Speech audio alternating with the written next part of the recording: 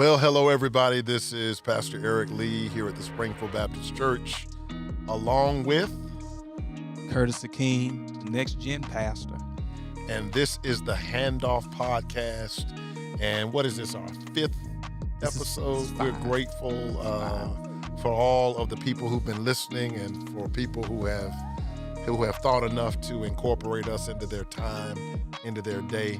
The currency of today's world is attention.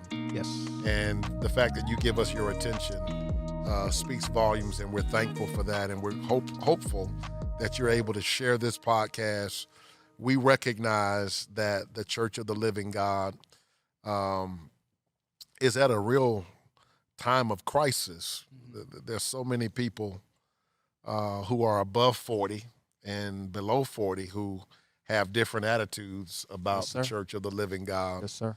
And it's imperative that we have a generation to hand the church off to. Yes, sir. When leadership is needed. And so I'm grateful for this conversation. I'm grateful for the response that we're getting. And today we get to talk about a much talked about, a much debated, and a much needed conversation about sacred music. Yes. And about the place of sacred music in the church. And I want to start off, Curtis, and we're gonna introduce our very special guest. Okay. We should have made it, gave him an entrance to the podcast. This is our first time having a guest. Oh man, on the podcast. Yeah, first so guest. we got to give him a gift. We got to find something to give him. But we're grateful to have Dr. Eddie Anthony Robinson, who is a double doctorate in sacred music and worship and the theology of worship, and we're grateful to have him with us on our podcast. We're grateful to have him at our church, and all the thoughtfulness that he brings to the ministry of music. Yes, sir. And I wanna bring to everybody's attention in preparation for this podcast. I was noticing, we know that this is Christmas season and it's Advent season. Christmas season actually starts on Christmas Day and goes for 12 days, but this is the Advent season, and I'm noticing on television that many of the commercials that we're seeing involve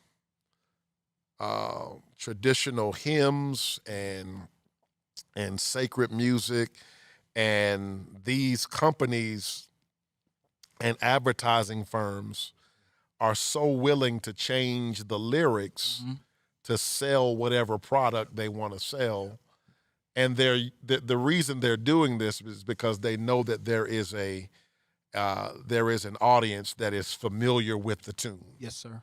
And and it's interesting how the world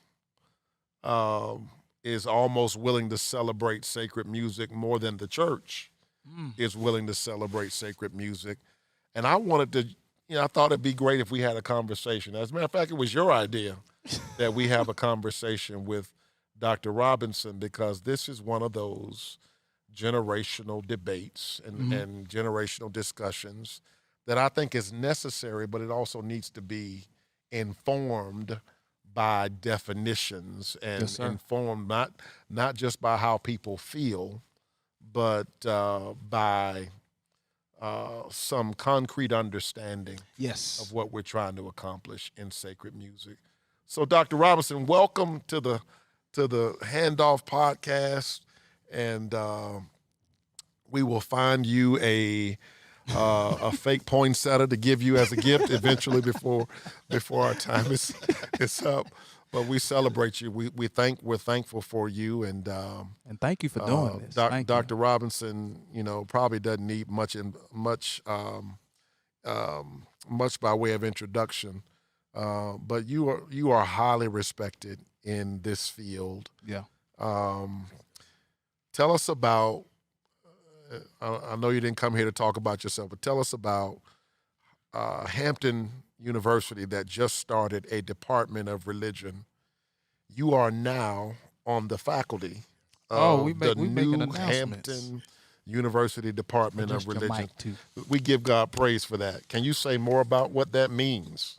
Well, it means that now, me personally, I have a voice at the table at the HBCU. I've been teaching at predominantly white institutions, my alma mater, Liberty, as well as Trevecca Nazarene in Nashville. Been helping them develop curriculums in African American worship studies. But that curriculum has been absent, as far as I've seen, up until recently, from the HBC or the Black Church, Black School experience. So Hampton University launched a Hampton University School of Religion.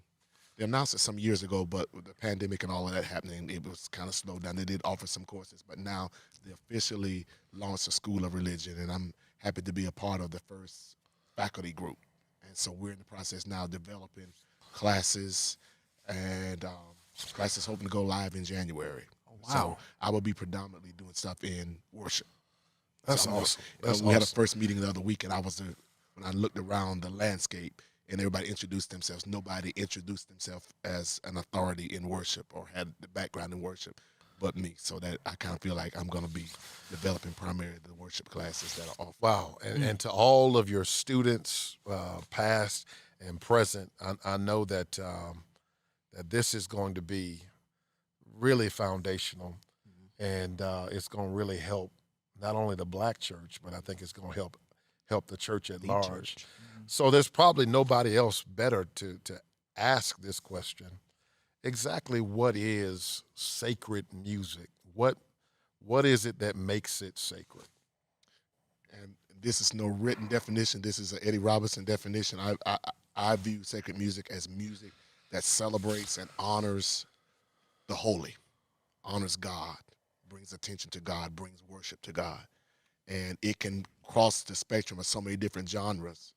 You have the European persuasion, which is predominantly hymns, anthems, and things of that nature. But then you bring in the Black worship experience, the Afrocentric worship experience. That's when the gospel music, the spirituals, the call and response, Yeah. all that comes into play. And then we have a tendency in the African American church context is to take some of the music from the Eurocentric perspective, and we blacken it, or I like to say put some Afro sheen on it, and we bring it in and make it our own. Yes. And so that, to me, it covers the spectrum of sacred music. Recently, when I went up to Yale, we talked about, it was a symposium on basically Black sacred music, and we kind of like talked about the whole spectrum of what we bring to the table from the African American worship experience, and all those genres are part of it. So Eddie, tell us, it's 2023. Why should we care about hymns that were sung 300, 400, 200 years ago? That's what I want to get into. Unlike a lot of the music that's being written today, the hymns capture the history of the faith. Because when those hymn writers wrote those hymns, they were writing those songs out of worship to God, with wanting to grow the church and even grow themselves in their faith. So unlike today, where commercialism is so important, making the money, these people were consecrated and they focused on writing songs that the church could use as they knew and grew in their faith. It's not like that anymore. As a songwriter, I can personally say that a lot of times when people sit down and write songs, they listen to what the market, what's going on around them in music, and they want to write that next hit. And that hit is as strong as people are interested in that song. But a year from now, they're not interested in that song anymore. But these hymns, hundreds of years. And this is critical because people will listen to a song a whole lot longer than they'll listen to a sermon. Yeah. And so much of our spiritual formation, much of what we believe about God, whether it's right or wrong, is what people are going to get from music. Mm-hmm. How do you balance that need to make sure that you're your spiritual foundation is in place, and that you're also making room for people's artistic expression, Good question. as it were.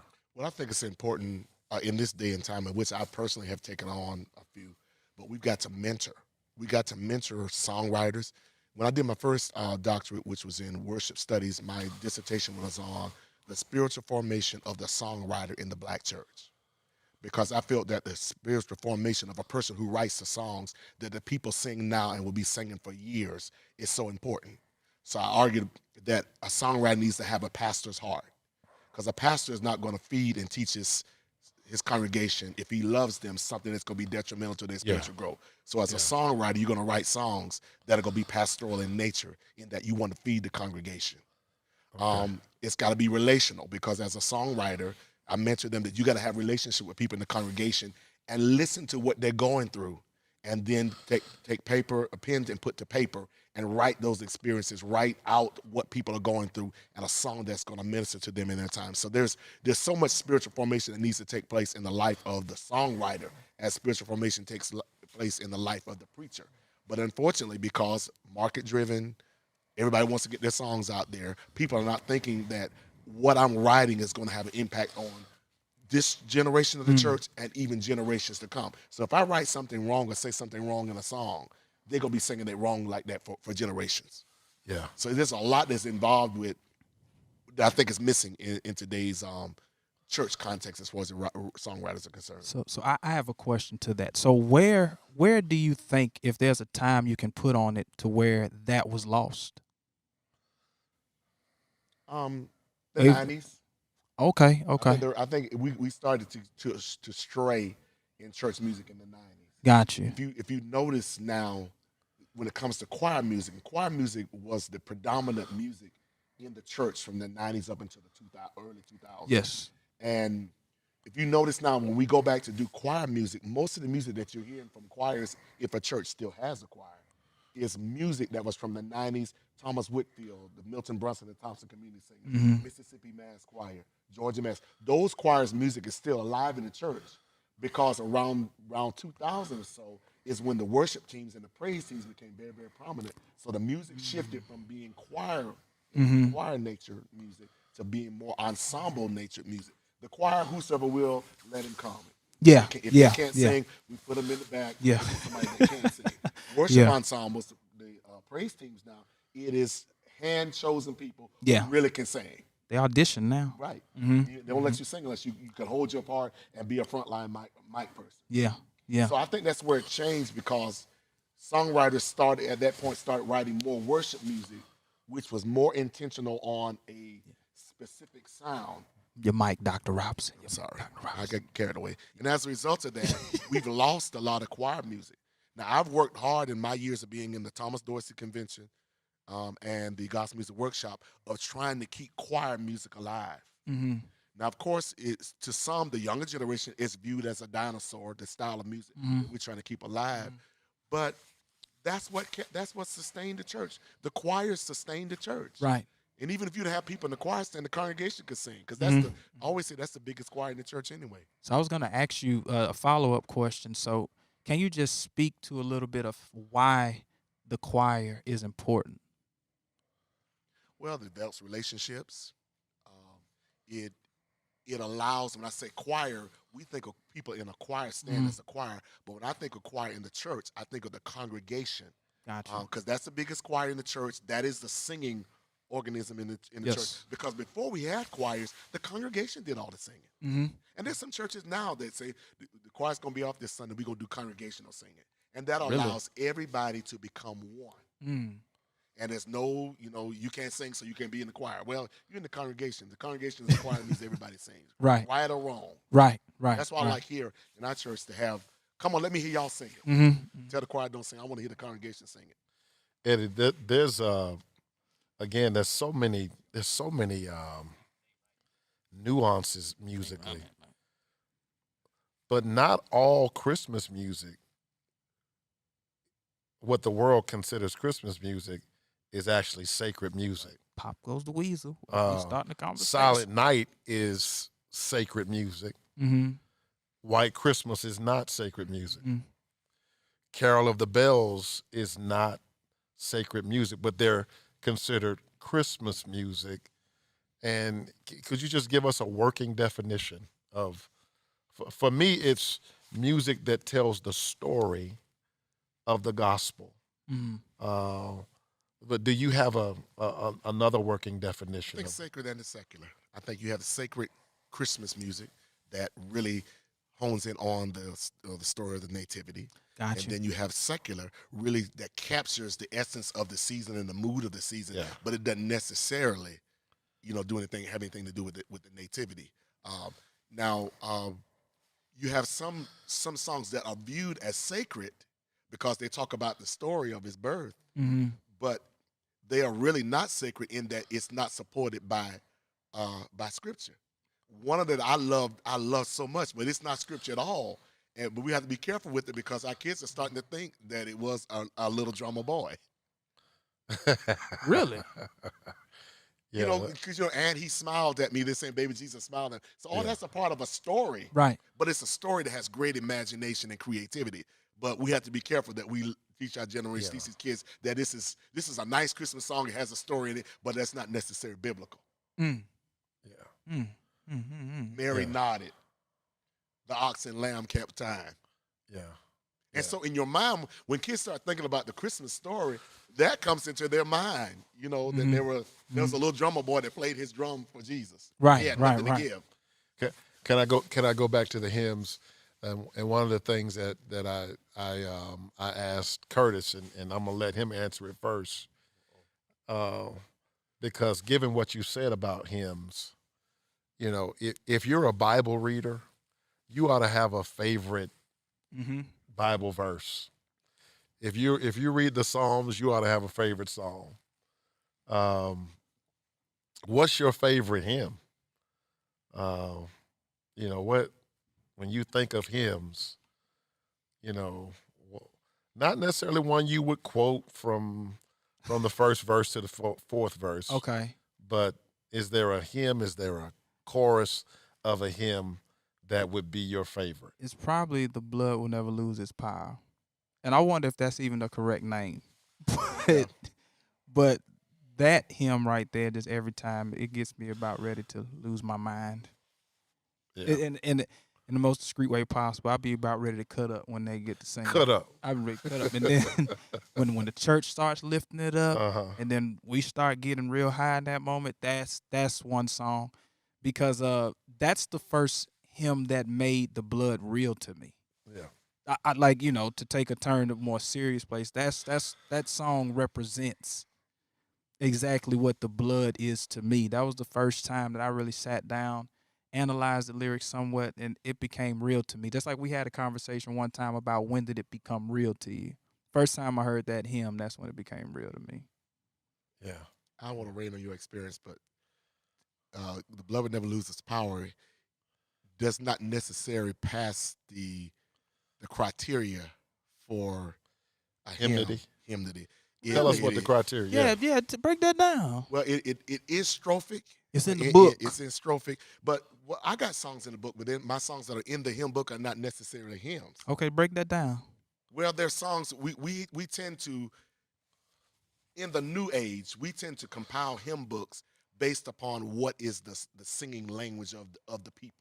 Okay. So okay. what songs are popular? If you in this Total Praise hymnal, which is the first hymnal that I had a song in, the songs that are in here, there are some traditional hymns like Holy, Holy, Holy, which you're talking hundreds of years old, and then you got newer songs that have become songs of the people.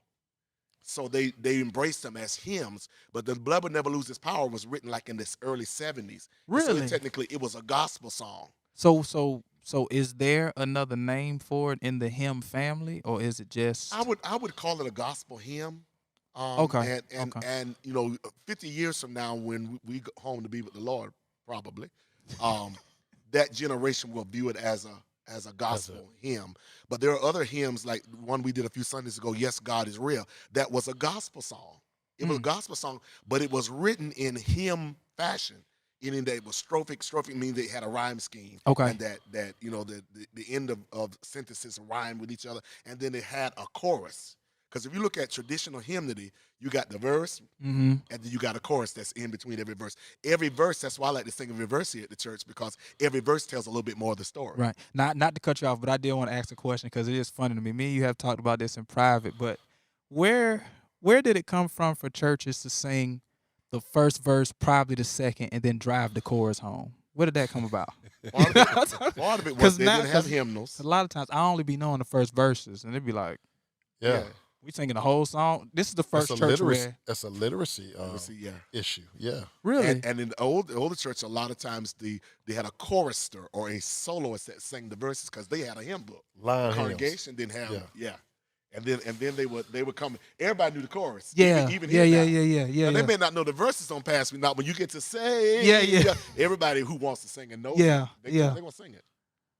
So it's just something, and it's unfortunately that is very germane to the black church experience. Yeah, because like I said, it's a lot of songs I ain't know had more than one verse. I just thought It's almost ridiculous to ask you what your favorite hymn is. You probably got a favorite hymn for every season of the Christian calendar. You probably got a favorite hymn for different situations. But do you have one or two? Yeah, my favorite hymns, they change based upon where I am in life.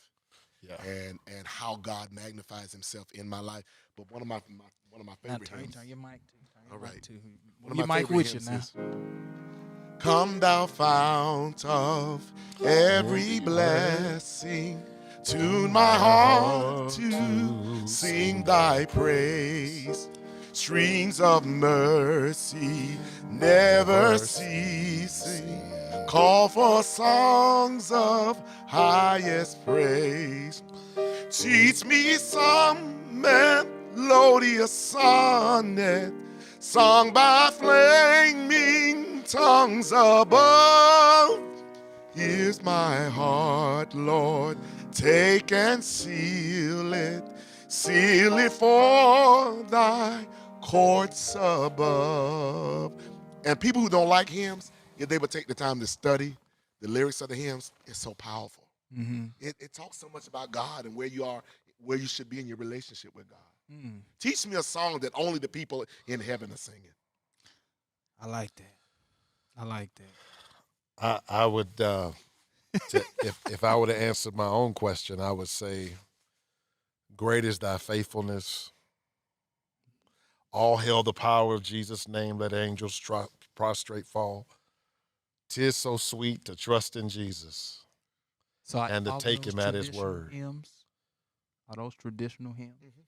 How about Blessed Assurance? That's traditional hymn. Yeah. Fanny Crosby. Now that's my second one. That's why I was, I love Blessed Assurance. That's a good one right there. Yeah. One of my favorite hymns, and like you said, at different points of your life, you should, it's okay to have multiple or to switch. One of them is Amazing Grace Shall Always Be. There's an Amazing Grace that everybody knows, Amazing Grace, how sweet the sound. But there's an Amazing Grace shall always be my song of praise, for it was grace that brought me liberty. And I've come to realize that song was married, those lyrics were married to a song called Oh Danny Boy. Oh Danny Boy, Londonderry Air. Which is a secular tune. Is that right? Absolutely. So they took sacred words, married it to a secular tune. And I used to tell people all the time, it's not the chords that make something secular or make something sacred. It's the lyrics. I'm posting that. And the mindset when you're singing it. Yeah. Dottie Rambo.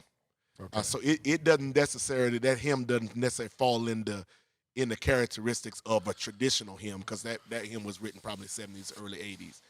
But she was a great songwriter, and I think she had a Church of God background, Assembly of God background, but was just so anointed. She wrote, I go to the rock of my salvation, that's Dottie Rambo. Great songwriter. All right. And so We do that. Get the rock. And even back in the days of Martin Luther, when he was writing hymns, he used secular tunes, and that's why it was such an outrage about a lot of the music that he would introduce during the Protestant Reformation, Not because Martin it was Luther. music. Yeah, it was music that came from the bar taverns. Really? Yeah. I mean, so we've always used sampling. We let the use sampling now like it's something new, but the church has been sampling and taking music from the world for a long time. But what really sanctifies it is the lyrics, because I am married to lyrics. I'm married to text. That's when it comes to hymnody. That's so important to me. Text is important to me. The tune doesn't really matter to me. Like we could take, like we sing, "What a friend we have," and you can take that same tune and sing, "What a friend we have in Jesus, all our sins and griefs to bear." Ode to Joy. Ode to Joy. Yeah. Beethoven. Yeah.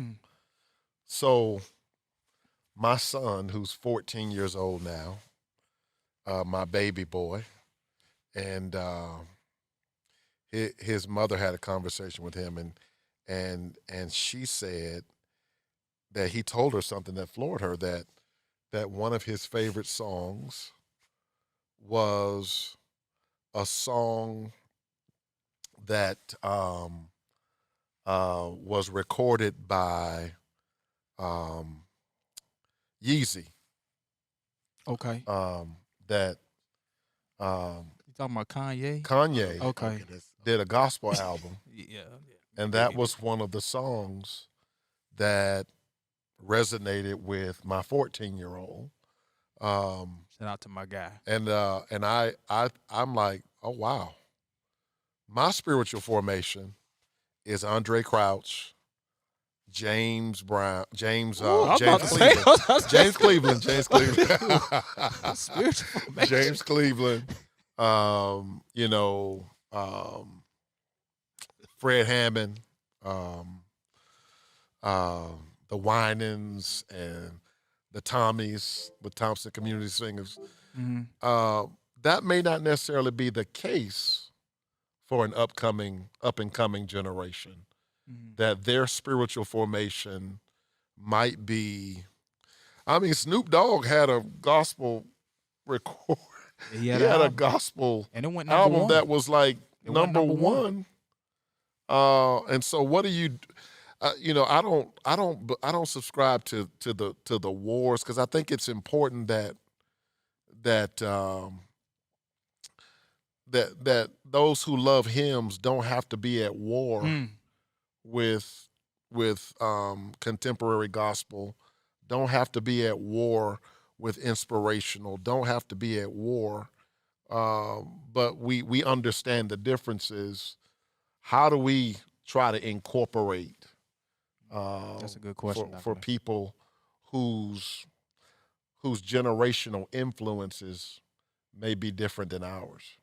Well, I think the church in general has done a bad job teaching worship and preparing people to be worshipers. Worship is not about us. Yeah. Does it glorify God? We never fight over theology. We never fight. My 9 years of being here, I've never had a complaint about me singing something that was theologically incorrect. Yeah. People which is harp a on huge, style. If it were, that would be a crisis. Yeah. But we harp on style. And styles are predominantly preferences. Yeah. And, everybody's going to have what they like. So I try to subscribe to a buffet more than just having separate entrees. Try to put something on the table that everybody can eat. That's why even on the Sundays and I've done it, I did it when I was in Florida. When I had Sundays that the choir that sang was an older choir, I would try to make sure something they sang had a groove that the young folk felt like, oh, this is our kind of music. And you have to, in this day and time, you having to be intentional about that. If you're trying to minister to the masses and to everybody. But ultimately, at the close of the day, people's styles and taste is not as important as it is making sure that God is worshipped. Right. And if Brussels sprouts is on the table, maybe I can learn to like Brussels sprouts.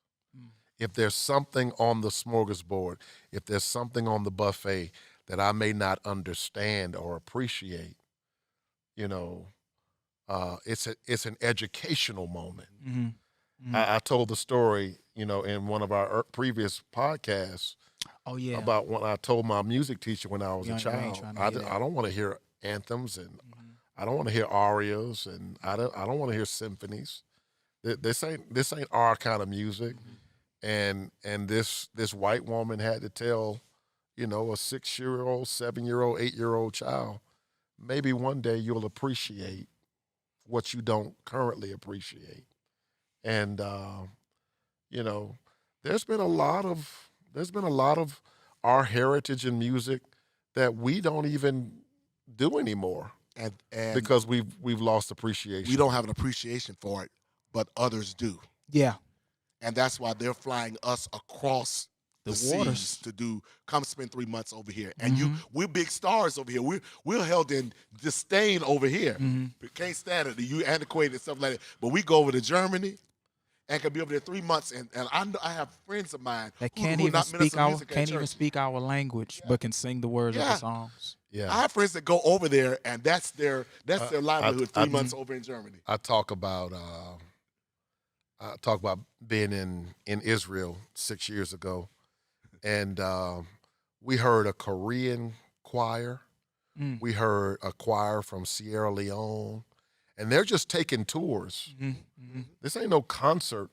They just singing as they tour the Holy Land, and it's amazing what a unifier of music can be. Yeah. If we allow it to do that. And you're right. We used to, when I was in the Glee Club at Morehouse, they used to take us to the Shape Note Yes, sir. Convention Yes, sir.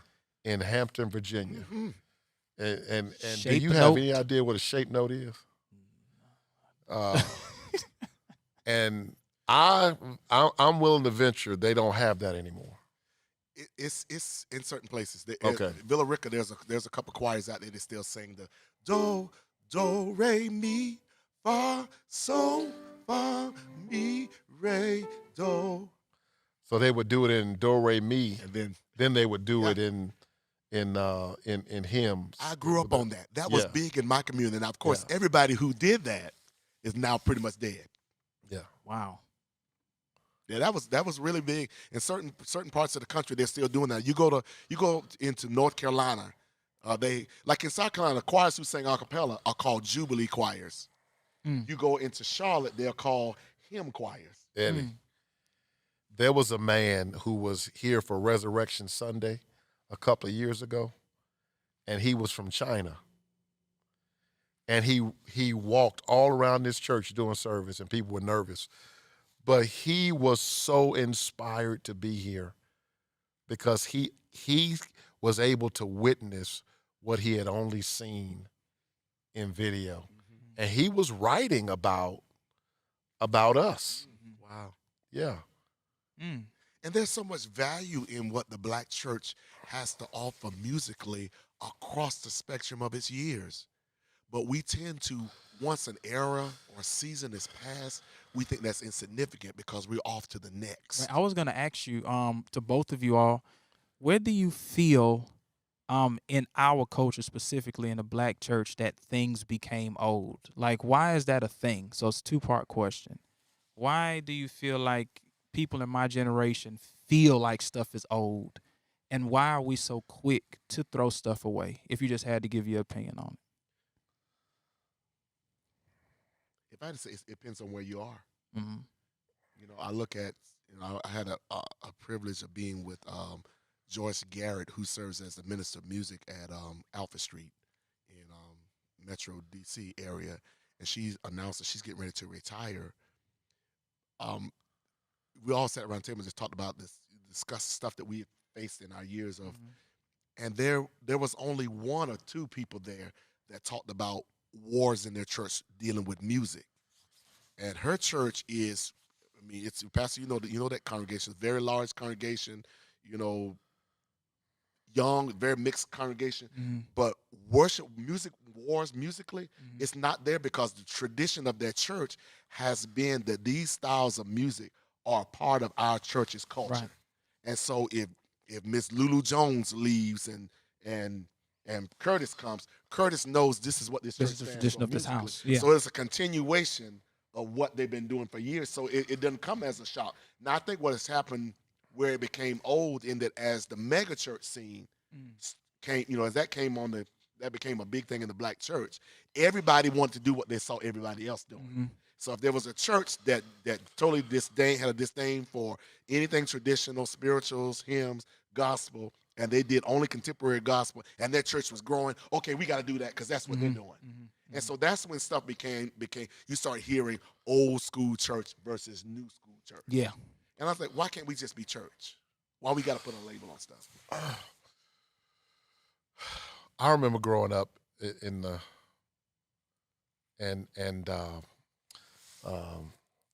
Nashville. When I grew up in Georgia, but in Nashville they on BET you would see what's the brothers Bobby Jones Gospel. And truth be told, Bobby Jones was an educator. He has earned doctorates of really? of musicology of black music. Wow. And oh snap. That's where I remember getting a lot of exposure to different types of gospel music. And Richard Smallwood just celebrated 75 years. And so when I was growing up 40 years ago, he was like in his was mega 20s and 30s. He was contemporary back then. And he's now considered traditional. He was Rock Sisters. Yeah. They've been singing 50 And years now. I was telling you how, even when Mahalia Jackson came out, she was criticized because it was too much honky tonk in her music. And the traditional church didn't necessarily embrace that. But so not to cut you off, Dr. Lee, but you brought me to a moment that I wanted to talk to him about. Like how you just went there. Where did that type of church bounce come from? The blues. Thomas Dorsey, the father of gospel music, was the founding president of my beloved National Convention of Gospel Choirs and Choruses, of which I've been a member now for this is my 42nd year. He was thrown out of churches because the Lord had given him this vision of marrying the blues and the church together. And so he started that stride. One of his first songs was, I was standing by the bedside of a neighbor. That's church, man. Was just about to cross the swelling tide. And I asked them if they would do me a favor. Kindly take this message to the other side. And so that's where that bounce came in. Now, of course, he was from Villa Rica, Georgia. So he heard that foot stomping thing out there in Villa Rica, Georgia. So all he did was, as he struggled with being a blues musician and serving in the church, he brought that blues sound into the church and got thrown out of churches because of that. Wow. Because he trained Mahalia Jackson. She was a song demonstrator for him. He would write a new song, teach Mahalia. They would go to people revival. They said, oh, yeah, Brother Dorsey, we're going to have you introduce your song. And then they got nervous because the big preachers around the town, moderators and stuff were there, and we can't bring that stuff in my church. Really? So Dorsey and Mahalia would be sitting there. People had disappeared, and they never got a chance to introduce the song because it was that controversial. But now that became a sound that every church had. Everybody was organizing gospel choirs. Now that's called old and obsolete, and nobody wants that sound in the church anymore. And we have a heritage where you can see our African background in our music as well. I don't know if you've ever heard of Sweet Honey and the Rock.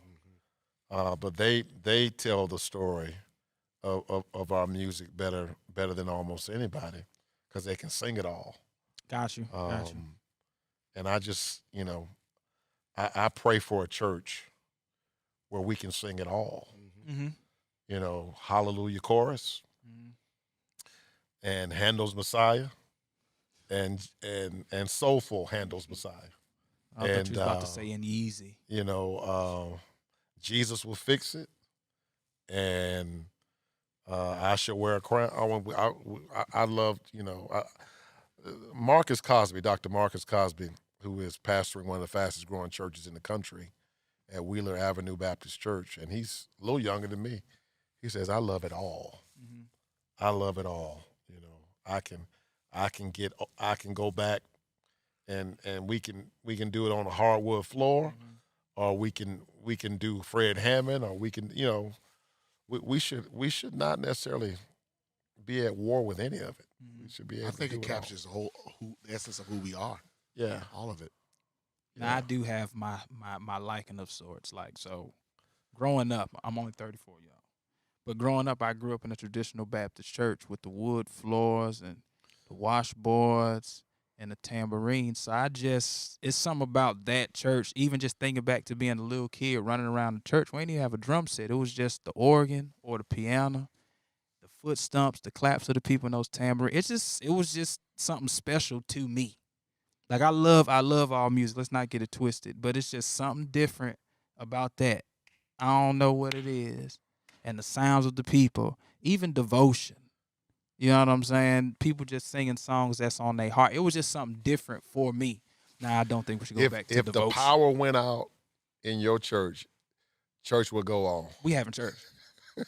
Get your tambourines, get your washboards out. If Don't the even power worry about went it. out, you would still have instruments. Oh, It yes. happened the other week up at the Church of God in Christ Convocation in Memphis. The power went out at the convention center, and they just started singing, "Power, Lord, Power, Lord." They just went It'll on. be right there. The power out, Pastor. Sorry. Well, we still reporting. Pull out the piano. Let's get some foot stumps, and we're going to go forth. Yeah. But I think we've also seen a major shift in the way worship looks, in that the older church, and up into the 80s and 90s, the people participated. They wanted to be a part of that worship experience. Yeah. The modern church, as we know it now, is that people want to be sung to. They want to be entertained. They want to be entertained. Mhm. So how y'all gonna do it today? That Yeah. kind of thing. As opposed, I'm gonna tell you who influenced me, and God rest his soul, because he's been dead now. I think it's just last week was his 4 years he's been dead. But the person whose worship service influenced me the most, listening to it on the radio before the Lord allowed me to go and actually see it in person. And when I saw it in person, I was just totally sold and bought, was Reverend Clay Evans. Okay. Oh, yeah. That worship experience, Yeah. just And the they're way still, that church is still functional yeah. in that area as well, under the leadership of Dr. Reginald Sharp. Yeah. He's doing an amazing and his job, father too. recently passed away. So wow. Pastor Oh, wow. Sharp, love you, man, and praying for your family. And it was Charles Jenkins. Charles Jenkins. Oh, after yeah. Clay Evans, and now Dr.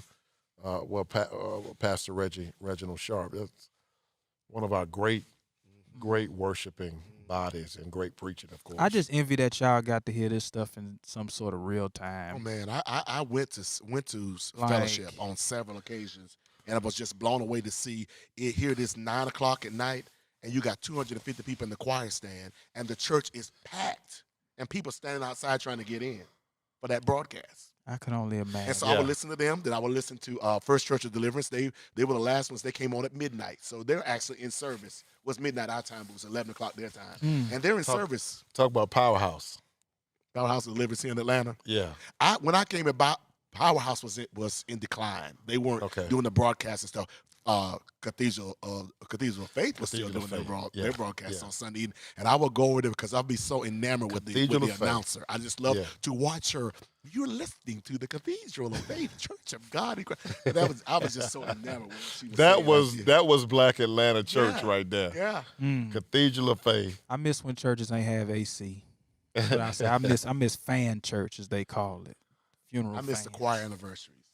Woo, yeah. They march in. And your church can see That was a long 150 night. people, but you would invite 30 choirs. Yeah. By faith. Yeah. Every day. And tell you the sign-in method will be used. Leaning on the Lord. Okay. And we're trusting. I just anytime I hear that song, I think choir march. Albert Goodson wrote that, who was at one point the minister of music or on the music staff at Fellowship. Why are you an encyclopedia? I I always I cast the vision every now and then that we will have been successful if 50 years from now somebody's still standing here singing Amazing Grace. Yeah, you did. You said that. You know, if we can hand this off Mm-hmm. to another generation, they ought to be willing to stand there and sing Amazing Grace.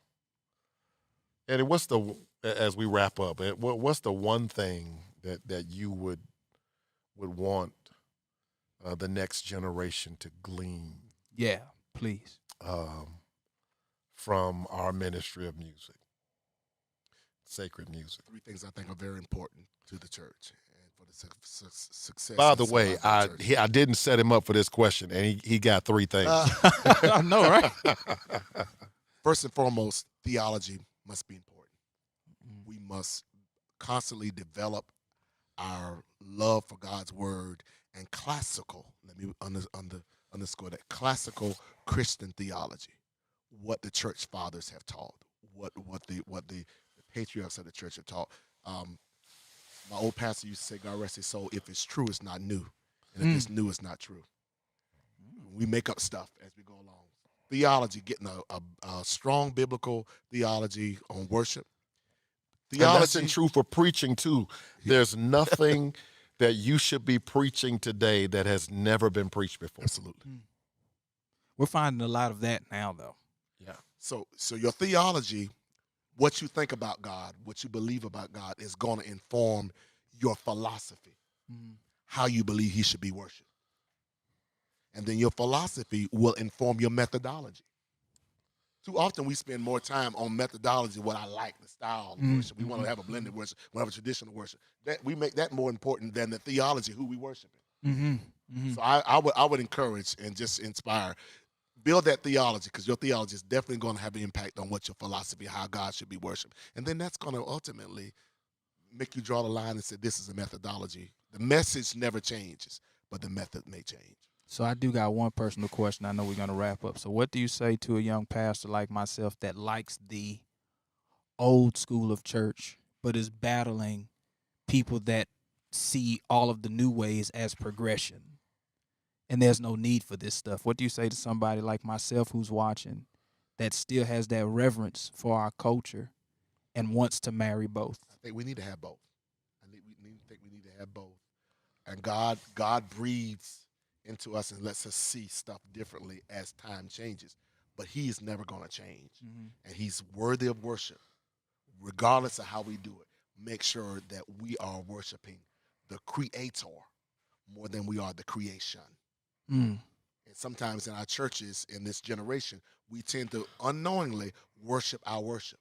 We care more about what we do in worship than we do the one that we're worshiping. That's right. Wow. I hope people don't see it as extraneous to think about how you worship.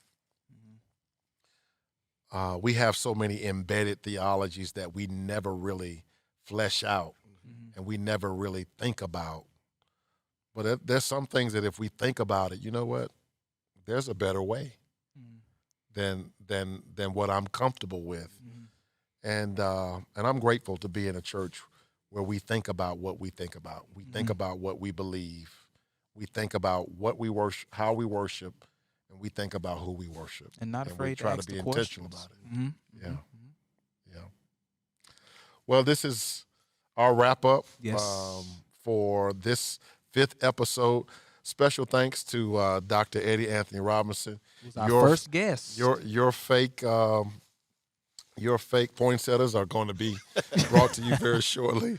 Put them right in front of your office. office. Have a gift card. Don't put it right in front of your office. Don't worry. Yeah. I've enjoyed this. Thank you all for having me. And I hope Thank you. that I've been able to shed some light and share my expertise. This is what I fight and I argue for. I mean, that's why I'm in all these different schools trying to teach, because I think there needs to be dialogue. And more than anything, beyond the dialogue, there needs to be documentation for the next generation to know that Yes. we've had these kind of discussions. Exactly. I thought we was gonna end with a Exactly. selection via Dr. Lee and you, but I guess we're not gonna get that this time. Well, we will be doing our traditional Christmas presentation on Christmas Eve. Pastor and I will become artists once again, and we will sing our classic "It's All Yes. About the Baby" on the fourth Sunday. And we will do the remix extended version. But we're looking forward to your tambourine on the fifth Sunday. You and your tambourine. I'm gonna have it right up here in the front. Well, God bless you. Thank you, Pastor McCullough. All right. What else do we have to say? Don't end it yet. Don't forget to give. I'm getting better at this. Yes, sir. We have a few ways of giving, but Realm is our number one. I sound like Dr. Lee a little bit. Our number one way of giving. It incurs all of the fees, so all of the money comes straight into where it needs to come to. We also PayPal, Cash App, Givelify. It'll all be up under here at some point. Scan it, do what you gotta do.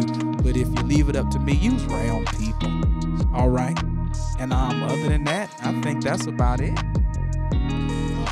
It's okay to put a hymn book in your bookshelf. It's all right. It's all right Peace. to have a hymn book alongside your Bible. You let me sing no closing hymn. I'm not coming back to this show. This is Dr. Eddie Robinson. This is Dr. Eric Wendell Lee. I am PC, aka Pastor Curtis, over here at the Springfield Baptist Church. And we are out, man. Thank Merry you Christmas, all. everybody. Merry Christmas.